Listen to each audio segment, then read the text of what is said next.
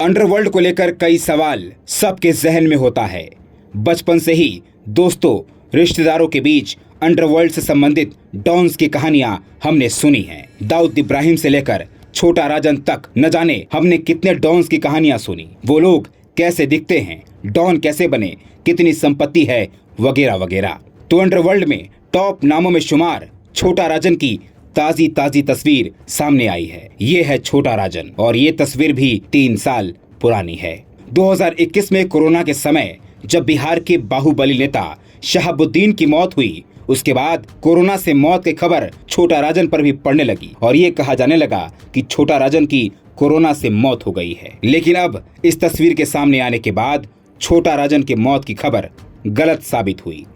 जी हाँ, छोटा राजन जिंदा है और वो तिहाड़ जेल के नंबर 2 सेल में बंद है। छोटा राजन के बारे में कुछ बातें और भी हैं, वो भी जान लीजिए। छोटा राजन कभी मुंबई में आतंक का दूसरा नाम हुआ करता था। 80 के दशक में मुंबई पुलिस की नाक में दम करने वाले छोटा राजन पर दाऊद इब्राहिम सबसे ज्यादा भरोसा करता था। यहाँ तक कि मुंबई में भी दोनों एक दूसरे के साथ मिलकर काम कर रहे थे।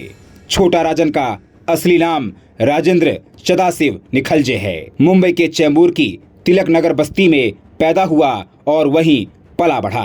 महज 10 साल की उम्र में अपराध का दामन भी थाम लिया। पहले फिल्म की टिकट ब्लैक करता था, फिर बाद में बड़ा राजन गैंग से जुड़ गया। लेकिन बड़ा राजन की मौत के बाद सदाशिव ने ही इस गैंग को संभाला और फिर वो बन गया छोटा राजन। मुंबई में ही वो दाऊद के करीब आया और फिर दाऊद के लिए काम करने लगा। लेकिन शादी के बाद छोटा राजन थोड़े समय बाद ही दाऊद इब्राहिम से अलग हो गया। वजह थी 1993 का मुंबई धमाका। छोटा राजन को जब ये बात पता चली कि मुंबई धमाके में दाऊद इब्राहिम का हाथ है, तो उसने दाऊद इब्राहिम से दूरी बना ली।